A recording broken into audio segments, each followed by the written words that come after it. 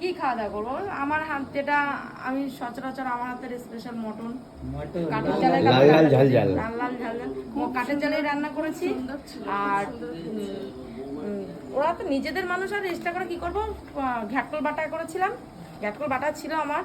ওরা এসেছিল করে আমি বিশেষ করে মানে মটনটা করেছি, আর আমার ঘরে যা ছিল তাই দিয়ে আমি খাই দিয়েছি। আর সন্ধ্যাবেলা চিকেন পকোড়া, আর চিকেন পকোড়া করে দিয়েছি। মোদি দোকানের টেস্ট কি আর বাড়ির টেস্ট কি এক হলো?